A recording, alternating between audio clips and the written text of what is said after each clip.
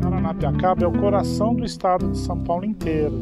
Ela abriga aqui toda a história do estado de São Paulo, toda a riqueza que fez São Paulo sair da condição de vila de miseráveis, que era assim chamada até 1850, os sem lei, os selvagens, esse era o nome do paulista. Ninguém queria morar em São Paulo, era uma coisa horrível. A gente estava acostumado aqui, os avós eram amigos, os pais eram amigos desde a infância, os filhos crescemos todos juntos, era como se fosse uma grande família, né? E teve uma época que era até cômico se não fosse trágico. As pessoas que iam embora daqui fechavam a casa bonitinho, no outro dia já tinha um caminhão de mudança para entrar na casa. Então, parecia até uma invasão, um negócio estranho. Virou terra de ninguém.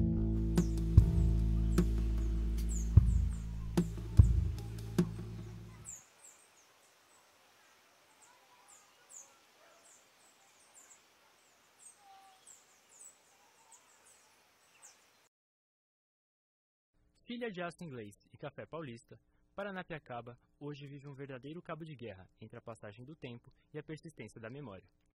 É o que se obtém ao largar mão da preservação do patrimônio, material e imaterial, deixando a história exposta à erosão. Tendo um pouco mais de 900 habitantes, número que vem diminuindo, a vila, com suas maravilhas naturais e festivais culturais, atrai cerca de 250 mil visitantes por ano, em ritmo crescente. Paranapiacaba sobrevive do turismo, basicamente aos finais de semana. Mas para traçar uma analogia, se a vila e os habitantes respiram por aparelhos, a identidade ferroviária já se encontra a 7 palmos. Paranapiacaba é uma base histórica social da história de São Paulo, da região metropolitana de São Paulo. E o caminho, literalmente o caminho de como a construção de São Paulo e as ferrovias foram construídas.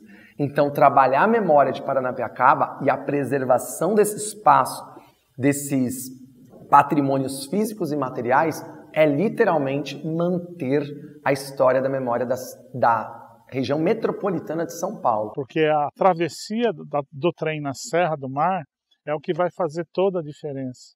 É a grande dificuldade em qualquer meio de transporte até hoje, né? Hoje temos tecnologia, assim, você consegue tirar de letra, mas é uma barreira natural, continua sendo. Você tem que desenvolver planos especiais para passar essa serra, senão não passa. Financiado pelo Barão de Mauá, o renomado engenheiro da época Daniel Fox desenvolveu o projeto executivo da ferrovia. O trecho mais difícil a ser realizado estava na descida entre o Planalto e o litoral, em que a diferença de 800 metros de altitude tornava praticamente inviável a construção de uma ferrovia. Então o que acontece? Um trem comum, ele não teria força suficiente para subir e na descida ele não teria freio, porque tem que lembrar que o trem é ferro sobre ferro, né? A roda de ferro sobre ferro. Ele não teria atrito suficiente para parar. Então, todo o processo que foi pensado em relação à ferrovia foi eliminado quando se consultou os engenheiros ingleses, que eram os especialistas em ferrovia na época, e viram que não tinha a mínima possibilidade. Para superar a subida da serra, Fox optou por um sistema chamado funicular, que utilizava contrapesos. Preso a um cabo de aço, um vagão subia enquanto o outro descia com um peso equivalente.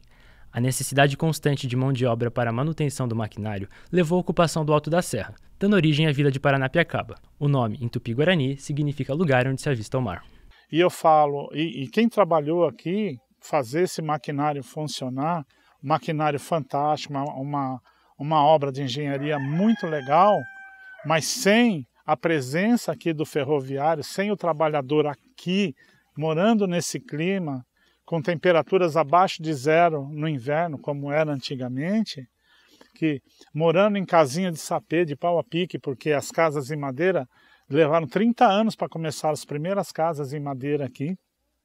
Morava assim. Sabe que você mora numa choupana sem porta, você tinha um pano a 5 graus abaixo de zero, chão de terra batida, mal tinha móveis dentro de casa. Era essa a realidade do pessoal. Então esse pessoal fez esse trem passar na serra, esse pessoal fez o café sair, fez o dinheiro chegar, fez São Paulo o que é hoje. Esses são milhares de heróis anônimos que trabalharam aqui e que merecem ser lembrados sempre na nossa fala e a gente olhar isso. Em 1946, terminada a concessão de 90 anos dada aos ingleses para a exploração da ferrovia, a chamada São Paulo Highway é incorporada pelo governo federal, tornando-se uma estatal, administrada pela Rede Ferroviária Federal Sociedade Anônima. Todo mundo chamava a rede de mãe, né? Tudo era maravilhoso, digamos assim. Até tintas para pintar a casa era conhecido e etc. Né? Tinha uma determinada organização. Tudo acontecia aqui. A escola era aqui. Nós tínhamos 2 cooperativas, nós tínhamos um posto do SESI armazém, nós tínhamos 2 açougues, nós tínhamos loja de sapataria, lojas que vendiam de tudo, né? No morro tinha 2 grandes lojas. Então, inclusive o pessoal de Ribeirão Pires vinha comprar aqui, né? Então era um movimento, assim, a escola era cheia de crianças, as ruas cheias de crianças, sabe? Tinha muito movimento, muito movimento. Hoje a cidade está morta, mas na época era muito movimentada. E isso trazia um conforto muito grande para todos os moradores da vila, né? Lógico que, como toda família, existe conflito entre irmãos até, imagina, não sendo irmãos assim, né? Mas todos se conheciam desde os avós, filhos e netos se conheciam desde a infância. E hoje não, hoje abriu, existe licitação para casa, então muita gente de fora chegou na vila. É uma porcentagem muito baixa hoje que continuam dessa época aí, né, da rede. Antes as casas eram mais bem cuidadas, porque a própria rede ferroviária cuidava mesmo, né? Faltava alguma coisa, eles já providenciava para a gente estar trocando, porque eu morei na parte baixa, nas casas da ferrovia, agora estou na parte alta já há 23 anos, moro aqui na parte alta, que é minha mesmo, que eu consegui comprar, e estamos aí, porque ele aposentou, né, com a privatização da rede ferroviária, ele já não quis ficar, porque, você sabe, privatizar, o Brasil vai acabando, né, cada vez mais. Eu morava a 2,5 km da vila, né, então hoje, por ser um ponto turístico, eu sou monitor ambiental aqui, eu levo as pessoas lá, né. Nesse ponto turístico, que é o Mirante, que a gente consegue ver o Planalto Atlântico, parte da Baixada. E era o meu caminho de ir e voltar para a escola, né? Então eles me perguntam sempre, como que era você ter que andar no meio da mata por 2,5 km e para ir para a escola, né? Cara, eu não tinha um parâmetro de comparação, né? Então para mim era ótimo, era aquilo que existia, então. E às vezes eu tô com um grupo, o grupo chega lá suando, muito cansado, e falava, como que você fazia isso? Tinha dia que eu fazia 2 vezes, né? Porque eu saía da escola, ia para casa, chegava lá, guardava o material, almoçava, trocava de roupa e descia para brincar. Simplesmente para brincar. E eles ficam admirados, mas é simplesmente a vida que a gente tinha aqui, né? E não existia essa limitação entre ferrovia e vila. Os alambrados que a gente vê hoje, não existia. A gente tinha acesso a toda a ferrovia, mesmo como criança. Então, brincadeira era pegar carona no trem cargueiro, era uma coisa que marcou muito, que aquele pátio ali, né, embaixo, o pátio de manobras ali, ele era todo forrado com borra de óleo baiano, ou petróleo bruto, né, e vira um piche. Só que não é um piche igual um asfalto, é um piche que a luz do sol mesmo, o calor do sol mesmo faz ele borbulhar. Então a gente andava de chinela havaiana, pisando em cima dessas borbulhas, para grudar o piche na sola do chinelo, para o chinelo durar mais. Eu acho que foi quando depois eu cheguei em maio, né? Fiquei em maio, junho, julho, agosto. Eu faço aniversário no dia 2 de setembro.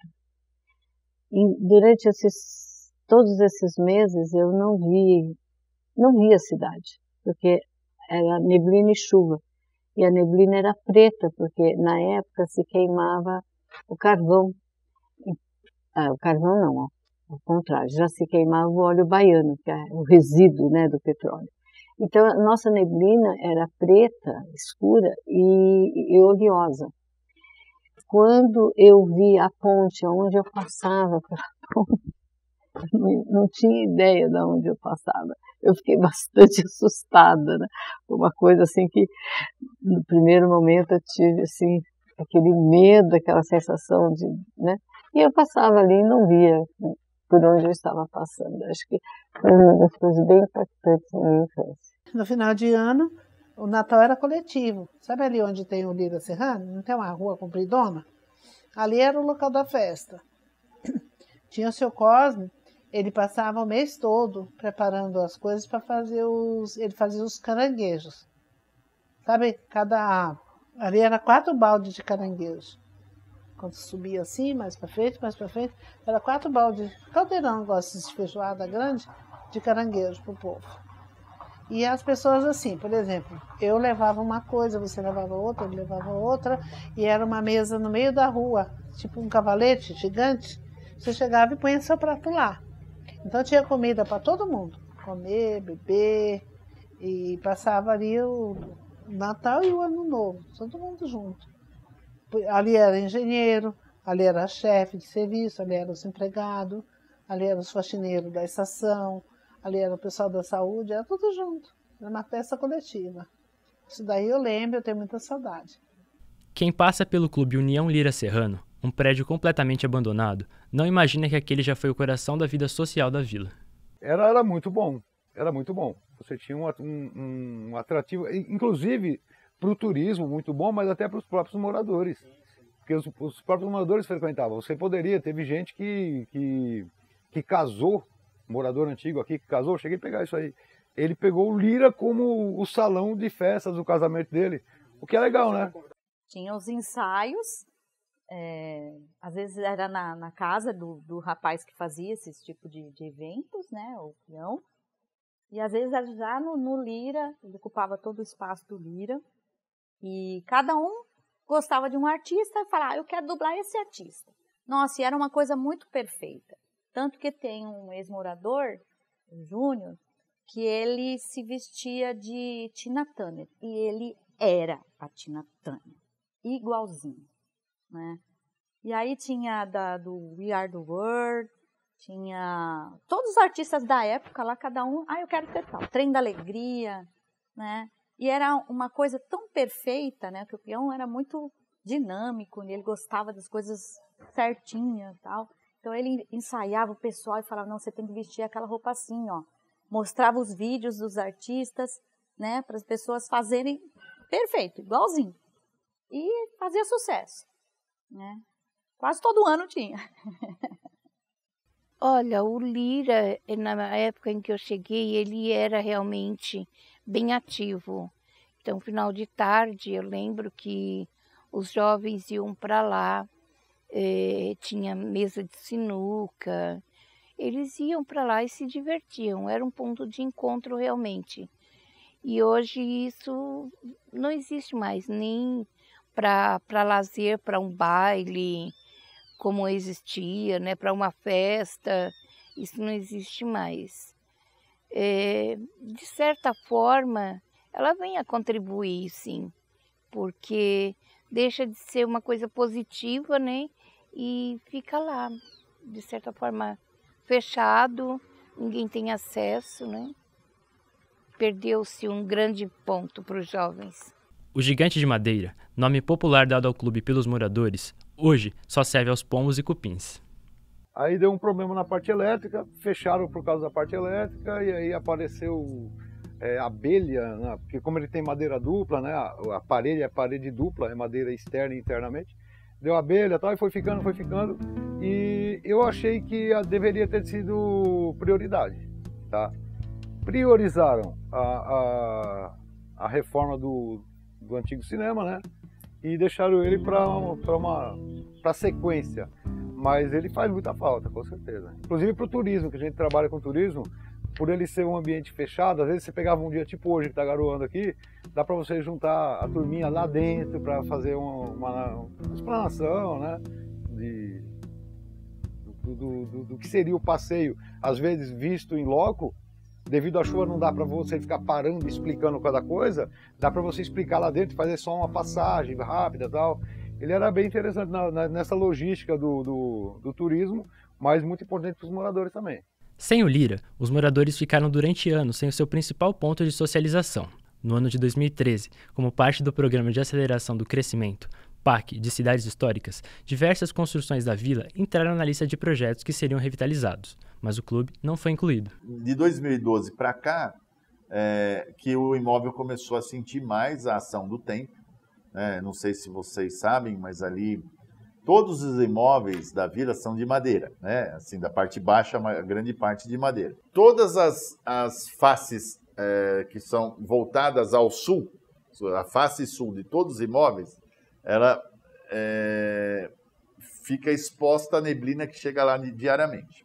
Essa neblina ela traz poluição de Cubatão e agentes da maresia oceânica, ou seja, é como se a gente tivesse lá 350 casas na praia. Casa na praia, assim, você tem que pintar todo ano, tem que manter todo ano. Se não fizer isso, acaba o imóvel sofrendo, né? Então, de 2012, quando foi inscrito o PAC para cá, a face sul do Clube Lira acabou sendo atingida. Então, agora nós estamos buscando medidas para que a gente recupere o quanto antes esse imóvel que é, de verdade, o xodó dos moradores lá, porque é ali que existem os encontros sociais, as formaturas das escolas locais. Então, enquanto isso não acontece, obviamente, a gente vai usar o cinema, que vai ser entregue agora em julho, e que também pode atender esse tipo de demanda. Tá? Agora, eu não tenho nem prazo, nem data ainda, porque nós dependemos, quando os imóveis são de grande monta, a gente depende do IPHAN, que é o órgão federal, né, que é quem tem o poder de mandar as verbas para os restauros maiores. Os restauros menores, com o valor das locações ali dos imóveis, a gente consegue fazer uma manutenção preventiva. Agora, esses maiores, as verbas são muito altas e Santo André não tem capacidade financeira de sozinho arcar com tudo. Até porque ali a responsabilidade é de todos, poder estadual, municipal e federal. Atualmente, Paranapiacaba é responsabilidade de 3 conselhos em relação à preservação, de maneira federal pelo IPHAN, estadual pelo CONDEFAT e municipal pelo CONDEFAPASA.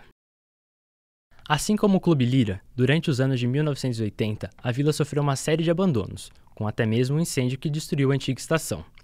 Nessa época, Paranapiacaba passava pelo processo de privatização de sua linha ferroviária.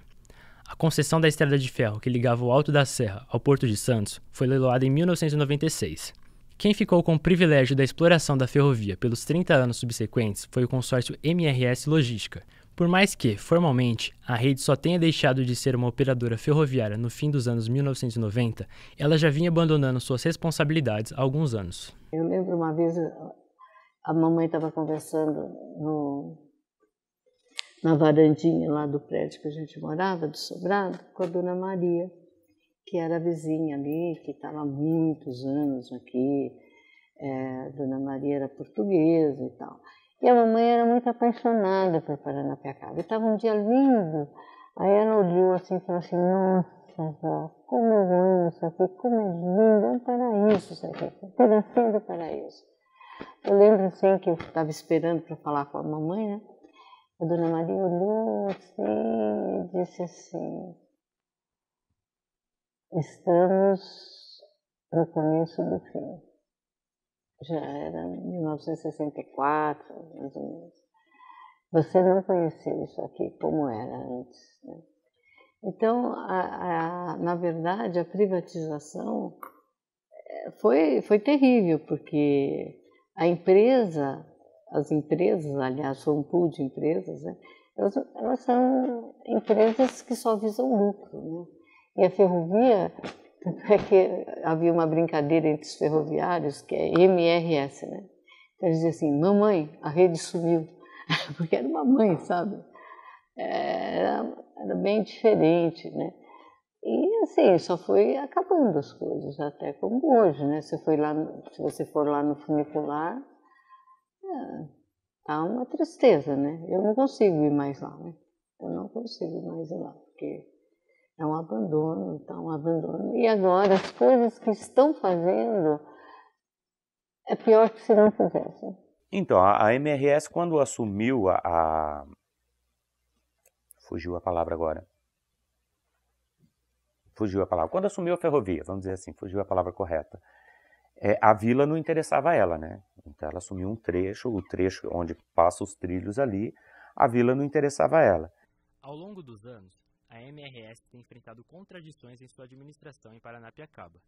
Responsável pela passarela histórica que cruza a vila sobre a ferrovia, a empresa causou em 2018 danos à base após o choque de um guincho com a estrutura. Desde então, a passarela permanece à espera de restauro. Quem provocou o restauro da passarela foi a própria prefeitura, né? Foi a própria prefeitura que cobrou, porque assim, a passarela é um equipamento que a prefeitura não pode pôr a mão. Ela é de responsabilidade da MRS que explora a linha férrea. Até por uma questão de segurança ali, quem mexe é quem tem o poder e tem a expertise de mexer na linha férrea, que ali, perpendicular à passarela, existe um fio de alta tensão de, sei lá, 3 milhões de volts, um negócio altíssimo, né? Então, assim, a prefeitura não pode fazer manutenção da passarela da forma em que faz nos outros locais. Então, a obrigação aí cabe à MRS. Chegou a notícia de um abarroamento que houve, né? Um trem com um guincho bateu na passarela. A passarela já estava com uma idade avançada e depois desse abarroamento, dessa batida do guincho que estava sendo transportado pela MRS, o problema se agravou, ao ponto de alguns moradores, durante um festival de inverno, relatarem que a ponte balançou. A partir desses relatos, a Secretaria do Meio Ambiente e a Prefeitura notificaram a MRS e foi a partir daí que começou os trabalhos de restauro. Agora, existe toda uma burocracia que envolve os restauros na vila que passam pelos conselhos. Então, toda essa demora. Eu lembro que nós notificamos a MRS em 2019 e nós estamos em 2024. Essa demora se justifica por vários motivos. Primeiro que houve a pandemia e aí, durante a pandemia, nada andou. Depois, isso teve que passar pelos 3 conselhos. Então, de qual é o formato de restauro da passarela que preserve a história daquele equipamento. Essa foi a grande discussão. Enquanto se discutia isso, nós exigimos também da MRS, que cumpriu também o seu papel de reforçar a passarela e garantir a segurança lá dos transeuntes, né? Então, dos munícipes, dos usuários. Então, hoje o que está acontecendo é isso. A passarela está escorada, né? Nós temos um escoramento provisório que funciona na passarela, até que todos os projetos sejam aprovados nos conselhos e o restauro feito. Então, empresa, MRS, moradores, não existe. Ela trabalha, a função, a obrigação dela são com os funcionários dela, e moradores não têm direito nem sequer de ir e vir. Porque a passarela, você viu como está, né? Vai fazer 3 anos que nós estamos batalhando o restauro dessa passarela. A ideia até seria construir mais uma, porque todo lugar turístico tem a que vai e a que vem. Aqui não, tem que dividir uma passarela desse tamanho, com um cone, para todo mundo ir, um vem e o outro atrapalha o outro. É super errado. Tem que ter uma que vai e uma que vem. Aí quando nós começamos a apertar com eles começaram a punir a gente. Começaram a impedir a passagem na passarela, começaram a colocar aquele empecilho para não passar moto nem bicicleta. Hoje não passa nenhum cadeirante ali, porque você viu como é, né? Então, foi essa ajuda que eles deram. Em vez de arrumar a passarela, eles colocaram aquilo. Entendeu? E a prefeitura é conivente, porque eles falaram, não vai pôr isso, vocês vão arrumar, porque o povo tem direito. Então, esse poder aí eu também não entendo. Falar, não é minha obrigação, é deles, porque são coniventes. Procurada, a MRS afirmou estar aguardando as aprovações necessárias dos órgãos competentes para dar continuidade ao projeto. Enquanto isso, mantém a passarela escorada para garantir a sua transposição. Nesse período de 96 a 2002, a vila ficou meio que abandonada, sem ter uma organização específica. E isso gerou muita depredação, o pessoal sem emprego, sem fonte de renda. E um clima desse aqui, as casas precisam de manutenção constantes, né? E muita gente foi embora porque perdeu o emprego. Então o pessoal, minha janela apodreceu, eu arrancava a janela de uma casa vazia e punha na minha. Então houve um período de depredação também das casas aqui. Na tentativa de preservar o patrimônio histórico pertencente à vila, Paranapiacaba passou por uma série de tombamentos a partir da década de 1980, nas esferas municipal, estadual e federal. Por se tratar de um processo legal que busca preservar o patrimônio cultural, registrando oficialmente um bem considerado importante para a história, cultura e identidade de uma sociedade, a ideia é garantir que esse bem seja conservado e mantido ao longo do tempo, protegendo de alterações ou destruições que possam comprometer o seu valor histórico. Primeira questão importante se discutir essa relação de conflitos. Vocês devem ter feito pesquisa de campo e conversado com essas pessoas. Você chega numa pessoa como uma pessoa que tem uma casa tombada. Pô, que legal você ter uma casa histórica tombada. Ela olha para você e fala, meu filho, isso aqui é uma tragédia na minha vida. Por quê? Porque uma casa tombada, ela necessita de cuidados específicos e cuidados técnicos. Vamos dar um exemplo. A pessoa na cidade de São Paulo, eu falo da cidade de São Paulo porque é onde eu tenho mais atuação em relação a isso. Teve o seu prédio, a sua casa tombada. A partir daquele momento, todas as alterações, todas as reformas que ela tiver que fazer, ela vai ter que pedir autorização. E provavelmente, a depender da forma do tombamento, ela vai ter que chamar e contratar um técnico específico para manutenção e reforma daquele prédio. Isso é muito caro. É caríssimo. Fortuna. Aí você fala, mas até aí beleza, não vamos imaginar utopicamente, né, novamente, que nós tenhamos um governo municipal, estadual e federal que pensa nisso. Beleza, a pessoa está aposentada.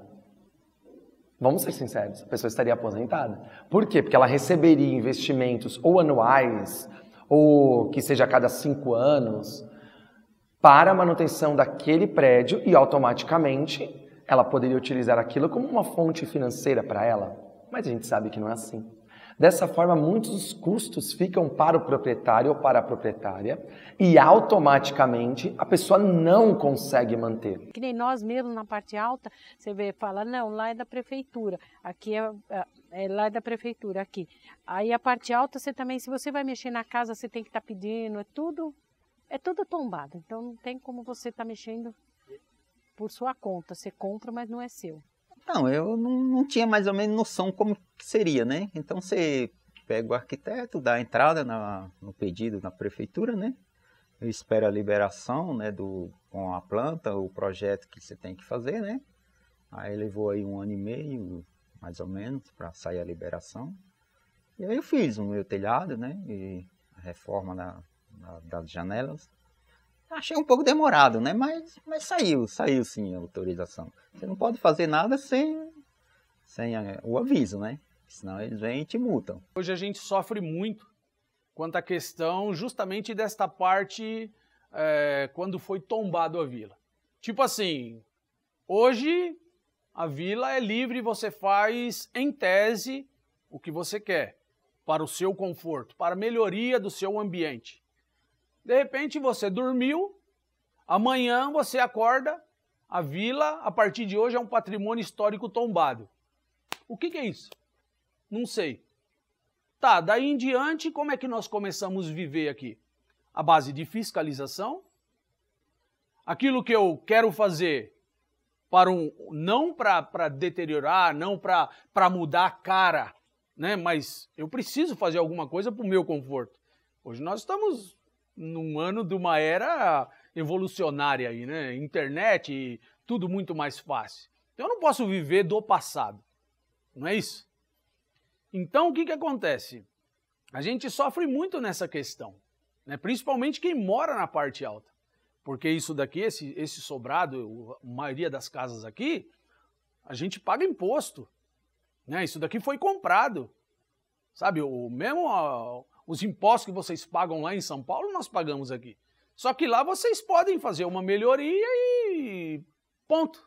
Nós aqui não podemos fazer isso.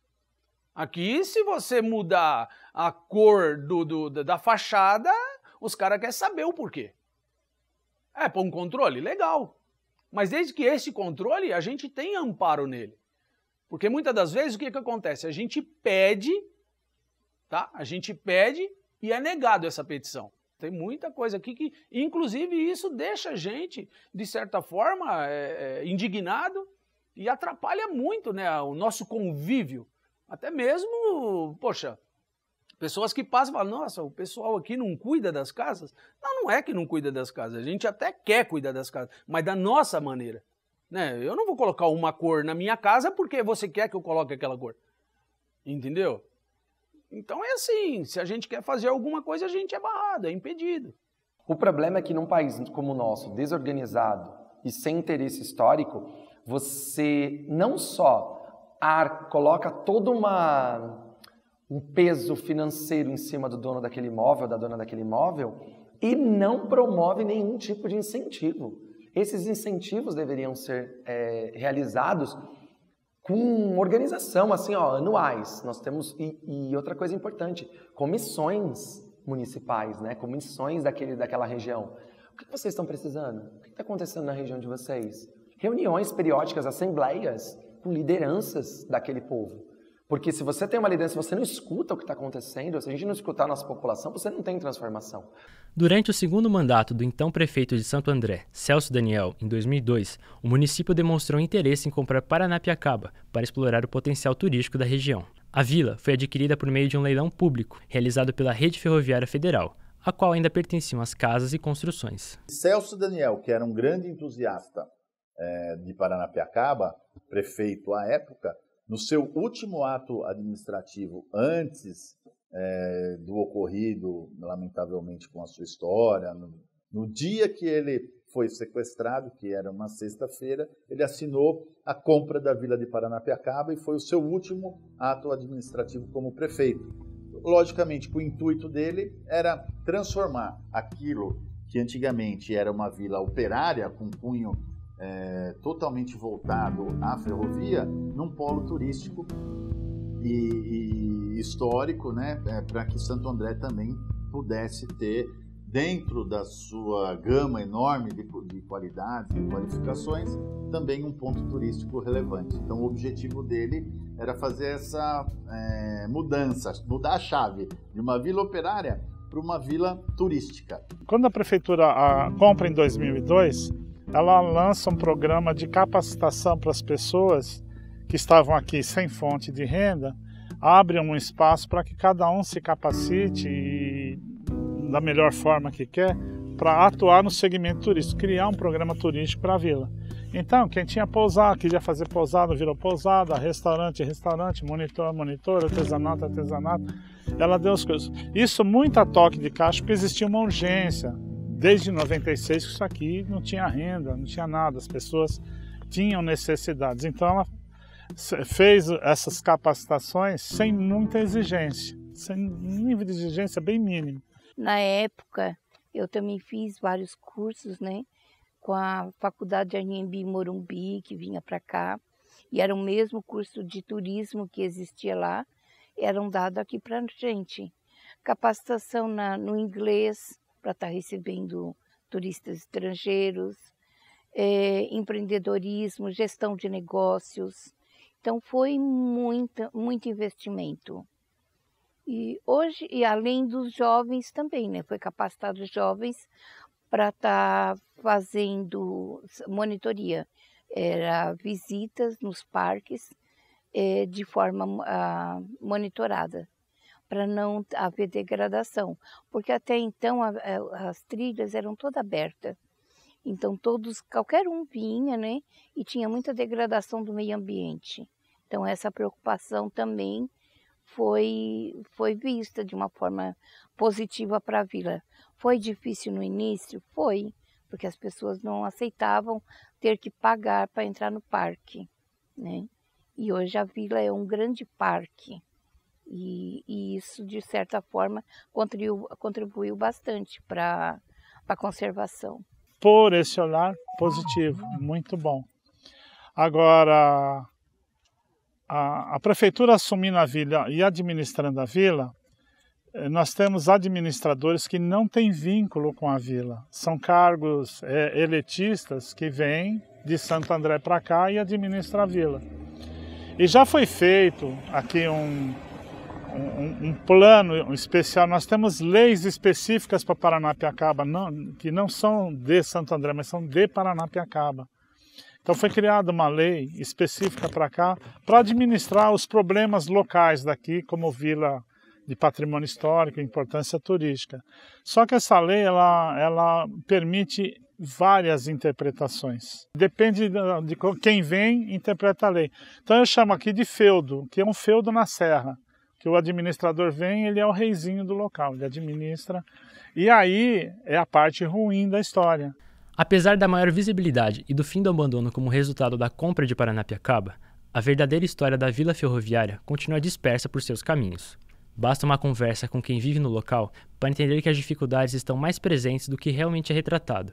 Problemas que começaram antes mesmo da compra, já que o serviço de trens metropolitanos da CPTM até a vila foi encerrado em 2001. Ela perde a característica de vila ferroviária para mim quando o trem para de chegar até aqui, né? É uma vila ferroviária que você não chega de trem.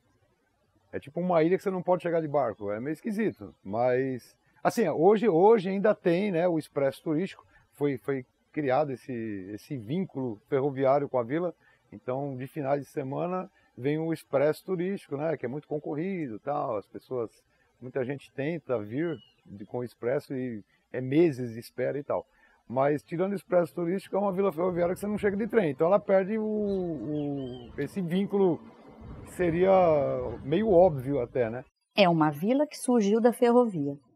E a gente só tem trem de domingo, final de semana, para atender quem quer vir para a vila que é ferroviária. Parece piada, porque acho que é o único lugar que eu conheço que nasceu mesmo da ferrovia para a ferrovia e não tem trem. E a explicação é clara. Não dá lucro? Você está aqui, você tem seu pai, sua mãe, seus irmãos que moram com você. Cada um tem a mesma necessidade que eu tenho. E não tem o direito de ir e vir? A mesma coisa que eles fizeram com a gente do trem, né? Tirou o nosso direito de ir e vir, porque o subúrbio era para chegar até aqui. Quando foi negociado, a MRS, mais uma vez, foi ilegal, foi inconsequente com a gente, porque na época foi negociado a linha, mas só que na negociação a linha de passageiro ficou salva com 2, 4, com 8, não, 2, 4, 6, 8, eu não sei se era 8 ou 10 grades de horário. Essa linha do povo era o direito de ir e vir. Não foi negociada com a MRS. Não foi. Aí o que aconteceu? Eles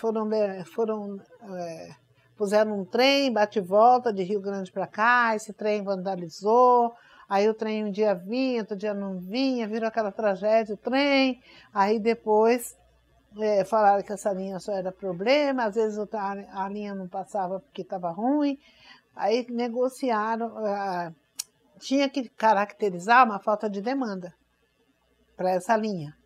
Porque você não acredita que a CPTM, a MRS, por dinheiro, não fizeram não caracterizaram?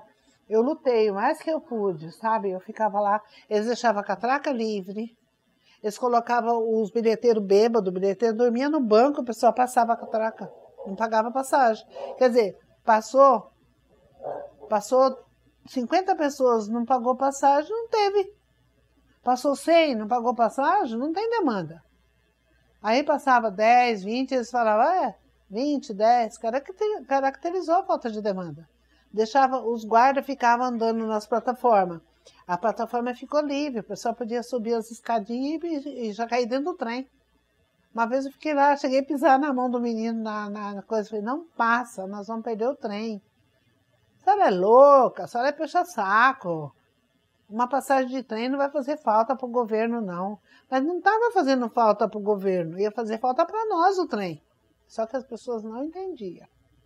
Estava orientado para pegar o trem de graça e falava que o pessoal da sociedade ficava lá porque não tinha o que fazer, era puxa-saco. Procurada, a CPTM informou que a circulação de trens entre Rio Grande da Serra e Paranapiacaba, trecho que é administrado e utilizado pela empresa de carga MRS Logística, foi desativado em 2001 devido à baixa demanda de passageiros que utilizavam a linha férrea na região. Já a MRS não se pronunciou sobre a sua participação nas negociações de encerramento do serviço.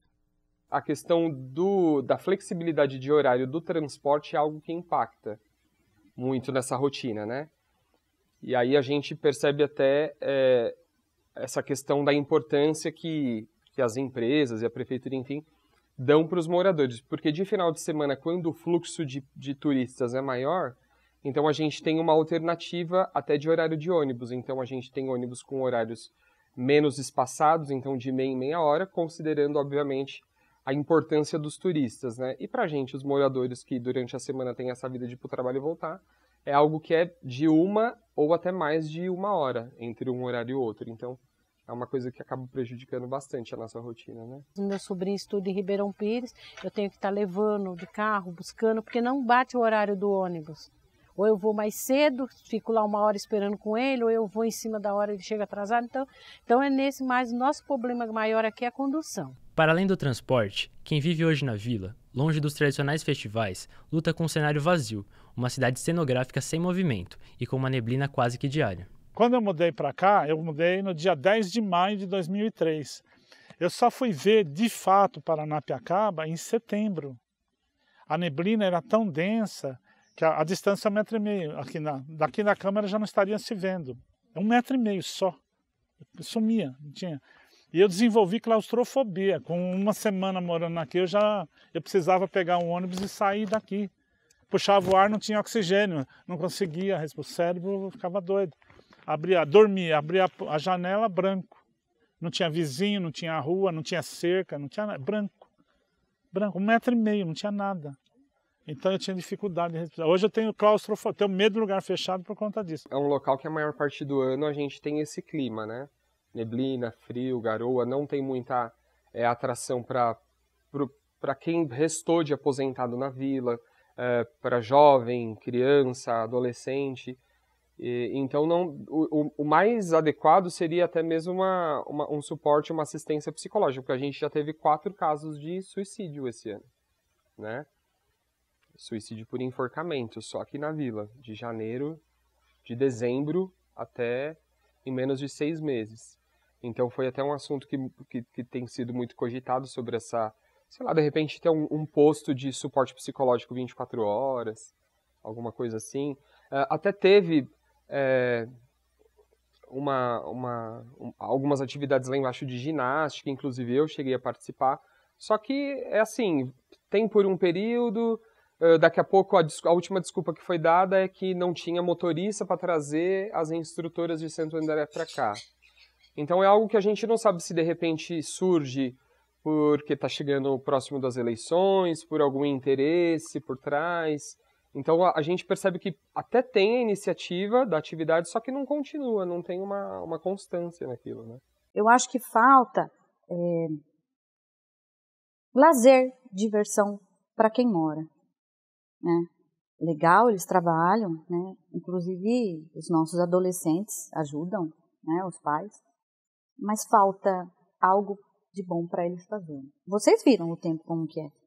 Então é propício à depressão, né? As pessoas não têm o que fazer, nossa, vai pensar o quê? Não tem o que pensar, não tem o que fazer, acaba fazendo besteira, né? Nós temos bastante jovens aqui que está complicado, né? Porque eles não têm nada para fazer. Eles saem da escola e não tem nada. Hoje nós temos um judô e um futebol, mas é só. Se existissem cursos como existiam antes, esses jovens hoje, eles não estavam buscando caminhos, né? Muitas vezes caminhos sem volta, né? Relacionados a drogas, né? E ficassem ociosos pela rua sem ter o que fazer e sem ter nenhuma perspectiva de futuro, né? Poucos são os que saem daqui e vão fazer uma faculdade, vão ter um emprego melhor, fazer cursos, fazer um Senai, então muito pouco. A maioria está se perdendo por aqui, né? A prefeitura tinha o programa de jovens aqui, né? Então eu trabalhei com eles, até eu dava oficinas, né? Na época de culinária, né? A gente fazia em parceria com o Senai, com o Senac, né? Com o Banco do Brasil, eles sempre vinham dar uns patrocínios para a gente estar fazendo. E agora não tem mais isso. A gente percebe assim que, como eu falei no início, existe uma carência. Na verdade, assim, é bom que se fale aqui, a vila passou por uma fase, nos últimos 30 anos, de um total abandono, né? E aí, nos últimos 6, nós tivemos que elencar prioridades. E nesse elencar prioridades, nós, num primeiro momento, pensamos em recuperar o circuito turístico da vila, até para gerar renda para o próprio morador. De hoje, os moradores, eles têm demanda de lazer, têm demanda de mobilidade, porque nós tivemos o problema da passarela, que também sofreu a ação do tempo depois de 100 anos de utilização.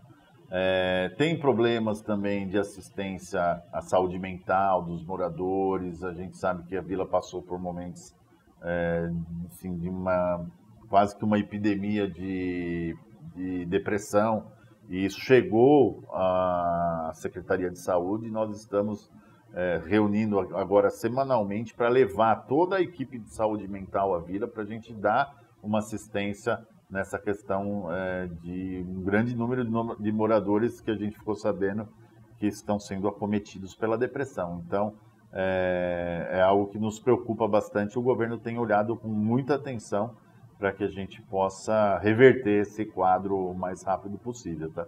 Dentro do território de Paranapiacaba, diversos atores são responsáveis pela administração do patrimônio da vila. Entre eles se destaca a Associação Brasileira de Preservação Ferroviária, a ABPF, organização sem fins lucrativos encarregada dos cuidados do Museu do Funicular, onde se encontram peças e equipamentos do antigo sistema. Eles deixam a desejar bastante, eu acredito. Eu acho que tudo que é feito lá é feito muito lentamente, quando é feito. E tem algumas questões que são bem específicas, assim, relativas a ele, que são complicadas para resolver, né? Por exemplo, é um museu que abre mediante demanda, né? Ele não fica aberto constantemente, ele só abre independente de demanda de finais de semana e feriado, né? Mas dia de semana, que vem muita excursão de escola para cá e tal, só abre mediante reserva. Mas eles, por exemplo, não abrem de terça-feira, que é um dia que pra gente porque a segunda-feira nada abre aqui mesmo, né? E eles não abrem nem de segunda e nem de terça-feira, né? Isso aí complica um pouco. A gente tem muitas escolas, que nem eu tenho agência de turismo também, a gente tem muitas escolas aqui que, por exemplo, a semana passada mesmo, a gente tinha 2 escolas que só tinham data disponível de terça-feira, a gente teve que privar as crianças, lá, os alunos, da visita ao museu. A gente acha legal aquele museu, né? É bem interessante, né, o acervo dele.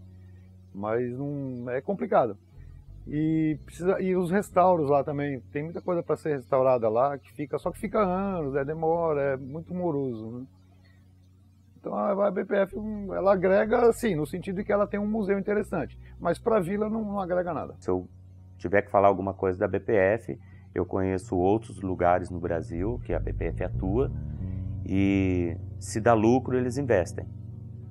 Eles, sei lá, é minha opinião pessoal, mas eu acredito que eles não estão muito preocupados com patrimônio ferroviário, eles estão preocupados com lucro.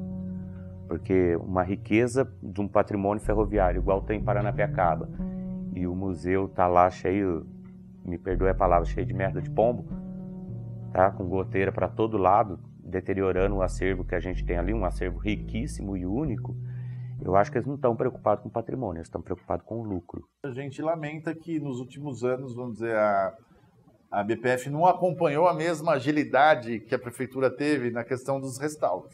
Então, enquanto o Santo André conseguiu revitalizar 4 museus importantes de visitação hoje na vila, trazendo para uma expografia mais moderna, para museus ambientados, a gente percebe assim que o prédio da BPF está, de uma certa forma, ruindo.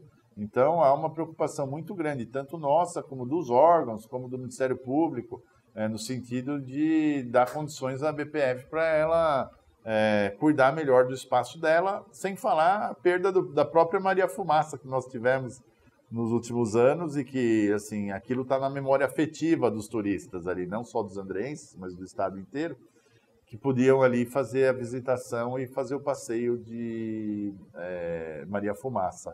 E assim, nós tivemos uma reunião recentemente com o Ministério Público e a presença da BPF, e existe a boa vontade deles, a gente percebe assim, que é uma entidade séria, mas talvez falte um pouquinho mais de energia para ser colocado ali e um olhar um pouco mais diferenciado. Sei que a BPF trabalha no Brasil inteiro, mas Paranapiacaba merece esse carinho e essa atenção, e é isso que a gente espera deles. Para mais informações referentes às reuniões entre a Prefeitura e o Ministério Público, procuramos novamente o Dr. Fábio Picarelli, mas não obtivemos resposta. Ao entrarmos em contato com o Ministério Público Estadual, fomos informados que deveríamos recorrer ao Ministério Público Federal, do qual não obtivemos resposta.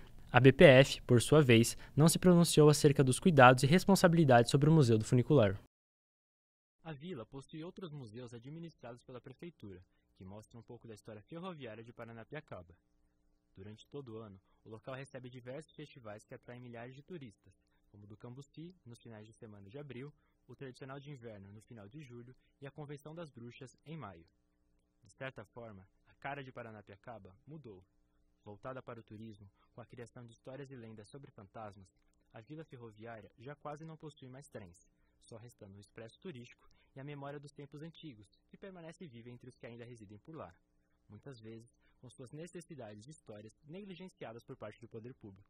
Nós somos a garota propaganda de Santo André, sabe? Infelizmente. Esse subprefeito não, que não tem mais. Esse secretário, quando ele chegou, ele falou, fez uma reunião, achei até legal, e a gente ia conversar muito, isso aqui. Ele fez só uma reunião. Mas tem 8 anos, né? Começo do ano que vem, faz 8 anos. Nunca mais fiz uma reunião para conversar com a comunidade. Converso com um ali, outro ali, mas não junta todo mundo assim para avaliar, para ver, não ouve, enfim. Hoje não se fala mais da história, fala de assombração, fala de... A única coisa que ainda tem, que eles não conseguiram tirar, é a beleza da mata e a natureza que a gente tem. Mas o museu não tem mais nada para mostrar. O castelinho, que tinha uma história maravilhosa, também não tem mais nada. A história do ferroviário está ali embaixo, mas é muito reduzida, muito resumida, né, que fala. Então, as pessoas que trabalham hoje no turismo não tem mais aquele mesmo amor, aquele mesmo afinco de falar a história como se falava. É muito mais fácil falar de assombração, bancar o terror no povo, que nem tem turma cabo, essas coisas, do que fazer uma história decente. E isso não traz dinheiro para ninguém, traz para um determinado grupo que está aí inserido.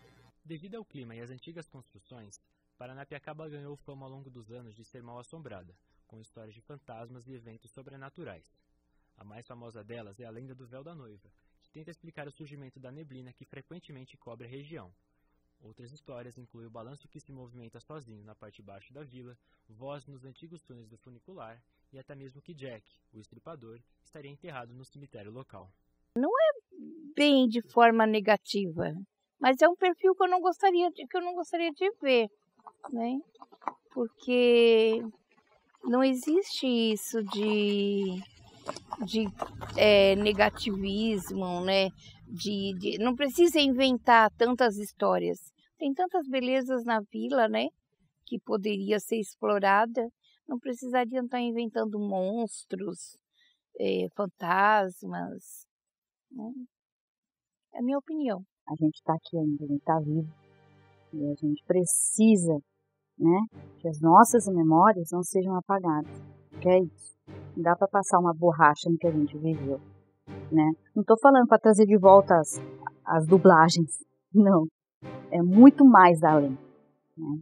É pelo menos manter o respeito com quem está aqui ainda, né?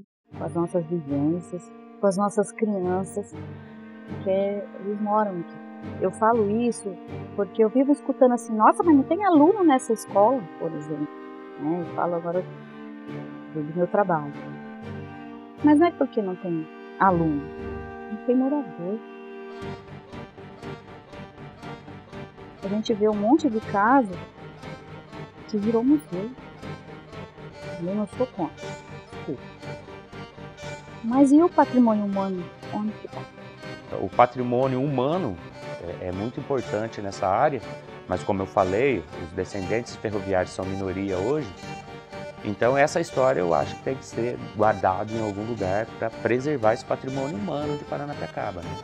Para a gente não perder essa identidade, porque sim, eu entendo que está se perdendo, mas justamente por causa dessa adaptação. Esse foi o objetivo do Celso, que graças ao trabalho incansável aí da prefeitura, principalmente aí nos últimos 6, 7 anos, a gente está conseguindo colocar em prática agora, tendo em vista o sucesso dos eventos que são feitos lá, Festival de Inverno, Convenção das Bruxas, tudo somado, os finais de semana normais, tudo somado. Hoje, por ano, nós recebemos na vila mais de 250 mil turistas. Então, aquele sonho de Santo André, através do Celso, transformar a vila num polo turístico, acho que está se tornando realidade nesse momento.